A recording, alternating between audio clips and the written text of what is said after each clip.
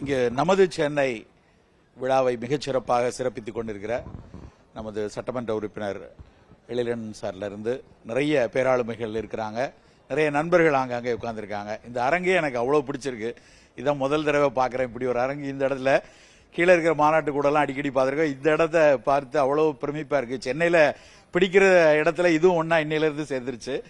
அவ்வளவு சிறப்பான இடத்துல ஒரு நியூஸ் 18ம் இங்கே இருக்கக்கூடிய நூலகமும் சேர்ந்து மிகச்சிறப்பான ஒரு விழாவை அமைத்திருக்கிறார்கள். சென்னைனோடனே எனக்கு பல விஷயங்கள் ஞாபகம் வருது. முதல்ல சென்னைக்கு பஸ் ஏறினது தான் முதல்ல ஞாபகம் வந்துச்சு. என்ன பேசலான்னு வந்தப்ப திருநெல்வேலிக்காரனா, திருநெல்வேலியில் பாளையங்கோட்டை திருநெல்வேலியிலேருந்து பஸ் ஏறதுக்கு அப்போ வசந்தம் அப்படின்னு ஒரு வண்டி வரும். அந்த வசந்தம் தான் கொஞ்சம் ஸ்பீடாக வர்ற பஸ்ஸு. அந்த பஸ்ஸில் ஏறி உட்கார்ந்தப்ப என்னை வழி அனுப்புறதுக்கு ஒரு 25 பேர் வந்திருந்தாங்க. என்னமோ வெளிநாடு போகிற மாதிரி 25 பேர் வெளியே இருந்து எல்லார்ட்டையும் நான் சொன்னது மறக்கவே மாட்டேன். ஒரு வருஷம்டா, இல்லை ஒரு வருஷத்துலேருந்து இல்லை 1.5 வருஷத்துக்குள்ள அங்கே போய் கொஞ்சம் மருத்துவ பயிற்சியெல்லாம் பண்ணிட்டு திரும்ப திருநெல்வேலியில் வந்து முழுக்க இங்கே தான் ப்ராக்டிஸு, பிரச்சனையே இல்லை, திரும்பி எவ்வளோ சீக்கிரம் வந்துடுவேன் அப்படின்னு சொல்லி இதே மாதிரி ஒரு ஆகஸ்டினுடைய இறுதி 28 29 1992 கிளம்பி வந்தது. 32 வருஷம் ஆச்சு. இன்னும் திருநெல்வேலிக்கு நிரந்தரமாக போல. சென்னை என்னை முழுமையாக உள்வாங்கி கொண்டு நான் முழு சென்னைக்காரன் இப்பொழுது. அதுதான் உண்மை. சென்னையில் வந்து இறங்கி அதே வசந்த பஸ்ஸில் இறங்கி இங்கே அந்த கிண்டி பக்கத்தில் இறங்கினேன். என்னோட மாமா ஒருத்தர் வீடு வந்து அசோக் நகரில் இருந்துச்சு. அப்போ வந்து எப்படி போகலாம் அப்படின்னப்ப, நீ ஆட்டோலாம் ரொம்ப காஸ்ட்லியாக இருக்கும், நீ வந்து அப்படி அங்கேருந்து 2.5 கிலோமீட்டர் தான் நடந்து போயிடலான்னாங்க. நடந்து போய்கிட்டே இருந்தேன். அங்கே பார்த்தா அந்த விமானம்லாம் வந்துகிட்டு இருந்துச்சு. அசோக் நகரில் விமான நிலையம் கிடையாது அப்படின்னா, நான் நடந்து போனது பார்த்தா அப்படியே மீனம்பாக்கம் பக்கம் நடந்திருக்கேன். அப்புறம் வெறுத்து போய் இதுக்கு மேலே அசோக் நகர் திரும்ப முடியாது, நாங்கள் ஆட்டோ ஏறலான்ட்டு அப்போ அந்த இடத்துல வாசலில் ஒரு ஆட்டோக்காரர்கிட்ட வந்து ஏறி ஆட்டோவில் இது மாதிரி அசோக் நகர் போனோன்னே ஏறிங்கன்ட்டார். ஏறி உட்கார்ந்த உடனே அவர் அந்த ஆட்டோ மீட்டர் இப்படி திருப்பினார் இல்லையா, திருப்பினோடனே அவரே நிறுத்து வண்டி மூவே ஆகலை, அதுக்குள்ளே 2 ரூபா 80 பைசா எப்படி வரும் அப்படின்னு சொன்னேன். அவன் உடனே இறங்கி வைக்கல அப்படின்னா. ஏன்னா மீட்ரு போட்டால் மினிமம் சார்ஜ் வரும்னு எனக்கு தெரியாது. நம்ம திருநெல்வேலிக்காரன் 10 இதாக இருக்கணும், தெம்பாக இருக்கணும், ஏமாந்துடக்கூடாதுன்னு போய் சொன்னதுக்கு இறங்கடா சாவுக்குறாக்கி வந்து நான் காலங்காத்தால இறங்கடா அப்படின்னு சொன்னான். அந்த காட்சி இன்னும் மனசுக்குள்ளே ஞாபகம் இருக்குது. அப்படி தான் சென்னைக்குள்ளே உள்ளே வந்தது. சென்னை மிக பிடித்தது என்னன்னா, இந்த நம்பிக்கை அப்படிங்கிற வார்த்தையை உள்ளே கொடுத்தது இந்த சென்னை தான். அதில் எந்த விதத்துலேயும் மாற்று கிடையாது. ஒரு சித்த மருத்துவனா வந்து அங்கே பஸ் ஏறும்போது நிறைய அவநம்பிக்கைகள் இருந்தது மனசுக்குள்ளே. எங்கே ஒரு சித்த மருத்துவ பயிற்சி இங்கே செய்ய முடியும் அப்படின்னு ஒரு மனசுக்குள்ளே ஒரு கவலை, அவநம்பிக்கையை விட பயமும் கவலையும் இருந்தது. ஏனென்றால் நாங்கள் படிக்கிற காலத்துலேருந்து நம்ம சித்த மருத்துவம் படிச்சிருக்கோம். முழுக்க சித்த மருத்துவ பயிற்சி மட்டும்தான் செய்யணும், வேற எதுவும் செய்யக்கூடாது அப்படின்னு ஒரு பிடிவாத குரூப் நாங்கள்லாம், ஒரு தீவிரவாதமாக இருந்தாளுங்க. அப்போ தமிழகத்தில் வேற எங்கேயும் பயிற்சி செய்ய முடியுமா அப்படின்னு ஒரு பயம் இருந்தப்ப சென்னைக்கு ஒரு விண்ணப்பிச்சு அதில் ஒரு இன்டர்வியூக்காக தான் முதல்ல வந்தேன்.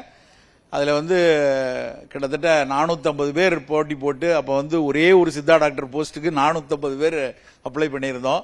அது எனக்கு கிடைச்சிது அன்னைக்கு. அதுதான் மாற்றம் துவங்கின முதல் நாள். அங்கே 18 சித்தர் மருத்துவமனைன்னு அந்த மருத்துவமனையில் என்னை வந்து உறைவிட மருத்துவராக எடுத்துக்கிட்டாங்க. அது முழுக்க சித்த மருத்துவம் பயிற்சி பண்ணிட்டு இருந்த இடம்.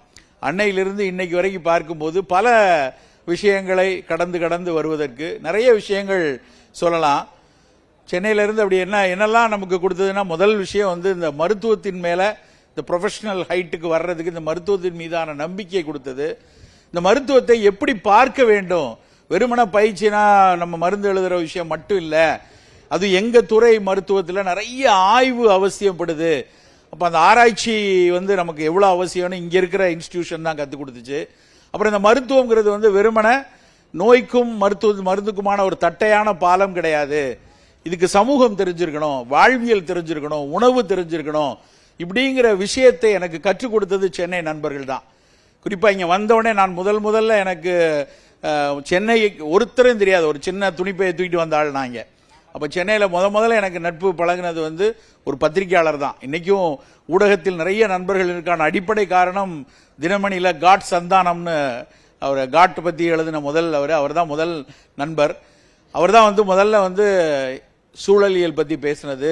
அன்னைக்கு இருந்த அந்த டங்கல் திட்டம், காட் ஒப்பந்தங்கள் எவ்வளவு தூரம் பிரச்சனைக்குரியதுங்கிறத முதல்ல சொல்லிக் கொடுத்து ஒரு மாற்று சிந்தனையை வந்து அன்னைக்கு என் மனதில் விதைத்தவர் வந்து அவர். அப்படி ஒரு ஒரு இந்த ப்ரொஃபஷனை வந்து எப்படி பார்க்கணும், இதை எப்படி பயிற்சி செய்யணும், இதுக்கு இவ்வளவு பெரிய அங்கீகாரம் இந்த நகர்ப்புறம் கொடுக்கிறது, இதை வைத்து நாம் வந்து படிப்படியாக உயரலாம்ங்கிற பெரு நம்பிக்கையை இது கொடுத்துச்சு. இது முதல்ல சென்னையை பற்றி நினைக்கும் போது என் மனசில் படக்கூடிய விஷயம். அப்புறம் நிறைய விஷயங்கள் திரும்ப திரும்ப ஊடக வெளிச்சம், ஊடகங்கள் வந்து திரும்புகிற இடங்கள்ல எல்லாம் அன்னைக்கு நான் வந்த மாலை நேரத்தில் எழுதின கட்டுரைகள்லாம் அப்படி எந்த பத்திரிகை அனுப்பினாலும் அந்த பத்திரிகையில் வரும்போது தினமணியினுடைய மைய பத்திரிகைகள் மைய பக்கத்துக்கான கட்டுரைகள் தான் முதல்ல நான் எழுத ஆரம்பிச்சது. அதுக்கப்புறம் அப்போ ஜூனியர் போஸ்ட்னு ஒன்று வந்துச்சு, கொஞ்ச நாள் இருந்தது. அதுக்கப்புறம் ஆனந்த விகடன், இப்படி தொடர்ந்து எழுத எழுத பத்திரிகைகளில் ஒரு அறிமுகம் கிடைக்கிறது, பத்திரிகைகளில் எழுதுறது, அது மூலமாக பரவலாக பல பேரையும் எட்ட முடியுங்கிற ஒரு விஷயம் வந்து இந்த சென்னை கொடுத்த ஒரு மிகப்பெரிய விஷயம். நிறைய விஷயம் ஏங்க வச்சது. நான் வந்து 5 ஆண்டுகள் காதலித்து திருமணம் பண்ணவேன். பாளையங்கோட்டையில் காதல் பண்ணுறதுக்கு வந்து ஒரு இடம் கிடையாது, எங்கேயும் வந்து யாரையும் கூட்டு போக முடியாது, எங்கே வேணாலும் மாட்டிப்போம். அப்போ சென்னைக்கு வந்த புதுசில் வந்து எனக்கு ரொம்ப ஏக்கமாக இருக்கும், இங்கே எப்படி காதலர்கள் அழகாக திரிகிறாங்க, எவ்வளோ அழகாக கடற்கரை இருக்குது, எவ்வளோ இடங்கள் போகிறாங்க. நான் 5 வருஷம் லவ் பண்ணி ஒரே ஒரு சினிமாவுக்கு என்னோட காதலியை கூட்டு போனேன், என் ஒய்ஃப் இப்போ இருக்காங்க, அவங்கள கூட்டு போனேன். அதையும் ஒருத்தன் பார்த்துட்டான். நான் தனியாக டிக்கெட் எடுத்து அவளை தனியாக டிக்கெட் எடுத்து 2 பேரும் ஒரு சீட்டில் உட்காந்து பார்த்தோம். அந்த படம் வேறு ஜென்டில்மேன். அடுத்த நாள் காலேஜுக்கு போனால் அவ்வளோ பேரும் ஏய் ஜென்டில்மேன் அப்படின்னானுங்க, சித்தபுரத்து ஜென்டில்மேன் அப்படின்னு கூப்பிட்டானுங்க. எவனோ ஒருத்தன் பார்த்துருக்காங்கிறது அதுக்கப்புறம் தான் தெரிஞ்சது, போர்டில் எழுதி போட்டானுங்க. ஆனால் இங்கே வந்தப்புறம் இந்த கடற்கரையில் காதல் பார்த்தோன்னே அவ்வளோ சந்தோஷமாக இருந்தது. என் ஒய்ஃப் அப்போ வந்து நான் இங்கே இப்போ வேலைக்கு வந்துட்டு என் ஒய்ஃப் அங்கே பிஜி படிச்சுட்டு இருந்தாங்க. அவங்கள வர சொல்லி அப்போ கொத்தவால் சாவடியில் பஸ் ஸ்டாண்டு, அந்த பஸ் ஸ்டாண்டில் அங்கே இறக்கி காலையிலேருந்து சாயந்தரம் வரைக்கும் மெரினா பீச், விஜிபி அங்கெல்லாம் சுற்றி திரும்ப சாயந்தரம் பஸ் ஏற்றி விட்டு அந்த நாட்களை நினைத்தால் ரொம்ப மகிழ்ச்சியாக இருக்குது. சென்னை காதலையும் கற்றுக் கொடுத்தது அப்படின்னு சொல்லணும். அவ்வளவு சிறப்பாக நிறைய விஷயங்கள் யோசிக்க யோசிக்க வந்து பல்வேறு விஷயங்கள் எல்லாத்த தாண்டி இன்றைக்கு நான் பேசி கொண்டிருக்கக்கூடிய உணவு அரசியல், அதை கற்றுக் கொடுத்ததும் இந்த சென்னை தான். அதுக்கு வந்து முதல் ஆசான் வந்து நம்மாழ்வார் ஐயா. நம்மாழ்வார் ஐயாவோட ஒரு தொடர்பு, அவர் சென்னைக்கு இங்கே லோயலா கல்லூரிக்கு பேச வரும் பொழுது அப்போது ஏற்பட்ட பழக்கத்தில் தொடர்ச்சியாக அவரோடு பயணித்து கொண்டிருந்தது. அந்த பயணத்தில் அவரோடு ஒவ்வொரு முறையும் வந்து இந்த உணவுங்கிறது வெறும் வாய்க்கு ருசிக்கும் பசிக்குமான விஷயம் தான் கிடையாது, அதை தாண்டி இதில் எவ்வளவு அரசியல் இருக்குது அப்படிங்கிற விஷயத்தை அவர் தான் கற்றுக் கொடுத்தார். அதே மாதிரி இன்னைக்கும் நான் மிகவும் மனதிற்கு நெருக்கமாக யோசிக்கக்கூடிய மறைந்த பேராசிரியர் சேனே தெய்வநாயகம், அவர் ஒரு பெரிய நவீன மருத்துவர், நுரையீரல் மருத்துவர். அவரிடம் நான் 14 ஆண்டுகள் கூடவே மருத்துவனாக பயணித்துக் கொண்டிருக்க போது, அவரோடு வேலை செய்த போது அவர் கற்றுக் கொடுத்த விஷயங்கள், நோயை அறிதலில் அவர் கற்றுக் கொடுத்த விஷயங்கள், தமிழில் வெகுஜன மக்களிடம் மிகச்சிறப்பாக பேசுவதற்கு கற்றுக் கொடுத்த விஷயங்கள் எல்லாம் பேராசிரியர் தெய்வநாயகம் சொன்னது. இவங்க எல்லாரும் சென்னைக்கு வந்ததுனால தான் கிடைச்சது. அது மாதிரி சென்னை வந்து பல்வேறு விஷயங்களை வந்து கற்றுக் கொடுத்து இன்னைக்கும் கற்பதற்கு மிக மிக ஒரு அணுக்கமான பல்வேறு விஷயங்களை சென்னையில் பார்க்க முடிகிறது. குறிப்பாக உணவு விஷயங்களில் ரொம்ப மகிழ்ச்சியாக நான் சென்னையில் தெரிந்திருக்கிறேன். ஆரம்ப காலத்தில் இங்கே கிடைக்கிற சாப்பாடு ஒவ்வொரு எந்தெந்த இடத்துல அப்போ நாங்கள் வந்து புதுசில் சரவண பவன் தான் இருக்கிறதுலே மிகப்பெரிய உணவகம். அந்த சரவண பவனில் ஒவ்வொரு ஏரியாலேயா போய் சாப்பிட்றதுல ஒரு சந்தோஷம் இருந்தது. அது மாதிரி அப்போ எக்மோரில் பேந்தியான் ரோட்டில் ஒரு இடத்துல சாண்ட்விச் சாப்பிடுவோம். அது மாதிரி ஒரு இடத்துல ஈகா தேட்டர் பக்கத்தில் அங்கேன்னு ஒரு சுண்டல் கொடுப்பாங்க, அந்த சுண்டலை வாங்கி சாப்பிடுவோம்.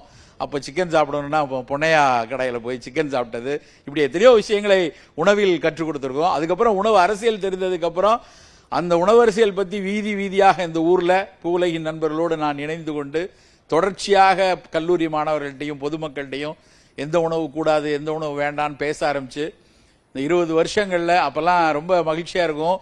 நான் வந்து அந்த உணவு எவ்வளோ முக்கியம்னு பேசும்போது, சிறுதானியங்கள் எவ்வளோ முக்கியம்னு பேசும்போது 10 பேர்கிட்ட பேசியிருப்பேன், 15 பேர்கிட்ட பேசியிருப்பேன். இன்றைக்கி காலையில் நானும் மக்கள் நல்வாழ்வுத்துறை அமைச்சர் அவர்களும் வந்து விஐடி கல்லூரியில் தமிழ்நாடு அரசினுடைய உணவு பாதுகாப்புத்துறை உணவே மருந்து அப்படிங்கிற ஒரு லட்சணையோடு இன்னைக்கு ஒரு பெரிய விழிப்புணர்வை துவக்கியிருக்காங்க.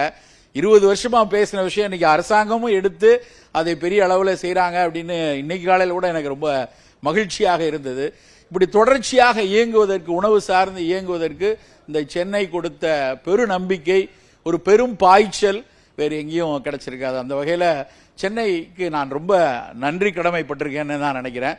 அப்படி பெருமகிழ்ச்சியோடு இருக்கேன். இன்னைக்கு கொஞ்சம் கொஞ்சம் சில நேரங்களில் அமைச்சர் சொல்லும்போது அமைச்சருக்கு வந்து எப்படி ஒரு கட்டடங்களை பார்க்கும்போது ஆறு இப்படி பாழாயிருதேன்னு வருத்தம் இருக்கோ, அதே மாதிரி எனக்கு இங்கே இருக்கக்கூடிய சில நேரங்களில் இந்த இரவு உணவுகளை எல்லாம் நான் நிறைய நேரங்களில் வண்டிகளை கடந்து போகும்போது வரும்போதெல்லாம் பார்க்குறேன். அதெல்லாம் பார்க்கும்போது கொஞ்சம் வேதனையாக இருக்கும். ஏன் இப்படி சாப்பாடு இங்கேயும் திரும்பவும் கெட ஆரம்பிச்சிருக்கு.